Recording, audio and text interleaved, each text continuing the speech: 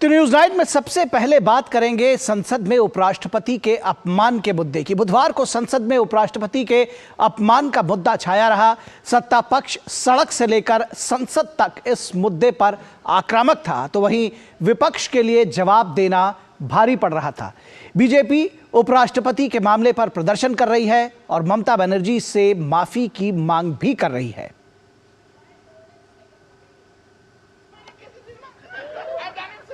राज्यसभा के सभापति जगदीप धनखड़ की मिमिक्री यानी नकल उतारने का मामला गर्माता जा रहा है। राष्ट्रपति द्रौपदी मुर्मू ने कहा है कि संसद में जिस तरह से जगदीप धनखड़ को अपमानित किया गया, उससे वह निराश हुई हैं।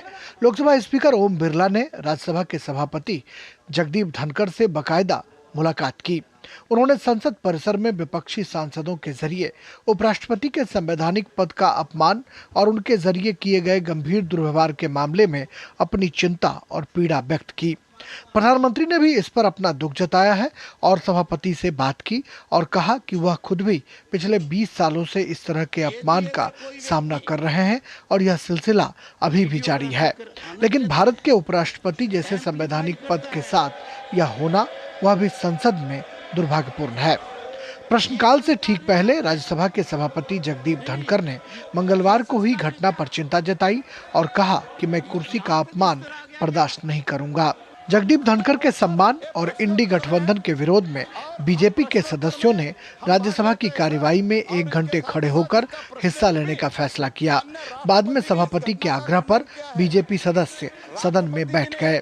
मैं खुद की परवाह नहीं करता, मेरी बेइज्जती कोई करता है मैं सहन करता हूं, खून की घूंट पीता हूं, पर मैं ये बर्दाश्त कभी नहीं करूंगा कि मेरे पद की गरिमा मैं सुरक्षित नहीं रख पाया। उपराष्ट्रपति का अपमान नहीं सहेगा हिंदुस्तान और संविधान का अपमान नहीं सहेगा हिंदुस्तान। सर, इस विवाद पर केंद्रीय मंत्री अनुराग सिंह ठाकुर ने बयान देते हुए कहा है कि उपराष्ट्रपति का अपमान नहीं सहेगा हिंदुस्तान। ये न केवल उपराष्ट्रपति जी का अपमान किया है, बल्कि एक बड़े समुदाय का अपमान किया जिनको अवसर मिला। देश में अगर देखा जाए, राष्ट्रपति जी के बाद उपराष्ट्रपति जी का पद आता है और उसको भी अपमानित करने में कांग्रेस ने और सहयोगी दलों ने कोई कसर नहीं छोड़ी। इस मुद्दे पर भारतीय जनता पार्टी की महिला सांसदों ने संसद परिसर में गांधी प्रतिमा के पास जोरदार प्रदर्शन किया।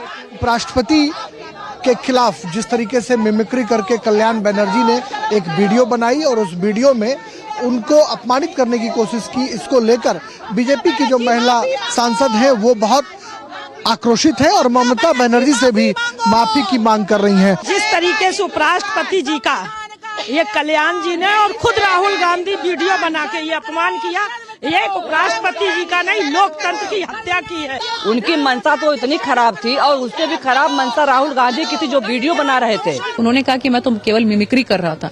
देखिए, और ये एक कला है। अगर ये कला है और आप मिमिक्री कर रहे हैं तो क्यों आप सांसद पद पर बने हुए हैं? आप सांसद पद से त्याग पत्र देकर केवल अपनी कला का ही प्रदर्शन करें, आप मिमिक्री करें। 21 दिसंबर को कल भारतीय जनता पार्टी किसान मोर्चा के कार्यकर्ता पूरे देश भर में किसान समाज के साथ घमंडिया गठबंधन का और राहुल गांधी का पुतला दहन का कार्यक्रम कल करेंगे। इधर ताजा घटनाक्रमों पर टीएमसी सांसद कल्याण बनर्जी ने सफाई दी है। I have said already I did not want to hurt anyone's mind. I have great respect to everyone. I am having a respect also to the Honorable Vice President, Honorable President, each and every one, all the who are holding the constitutional post. दरअसल संसद से विपक्षी सांसदों के निलंबन के विरोध में मंगलवार को संसद भवन परिसर में मॉक कार्यवाही का आयोजन किया गया। इस दौरान तृणमूल कांग्रेस के सांसद कल्याण बनर्जी ने सभापति जगदीप धनखड़ की मिमिक्री की। जिस वक्त बनर्जी ऐसा कर रहे थे, उस वक्त कांग्रेस सांसद राहुल गांधी वीडियो बना रहे थे। इस दौरान बाकी विपक्षी सांसदों को भी ठहाके लगाकर हंसते हुए देखा गया। बनर्जी की इस हरकत के लिए चारों ओर आलोचना हो रही है। कुमार आलोक और अनुज यादव के साथ राजेश राज, डीडी न्यूज, दिल्ली।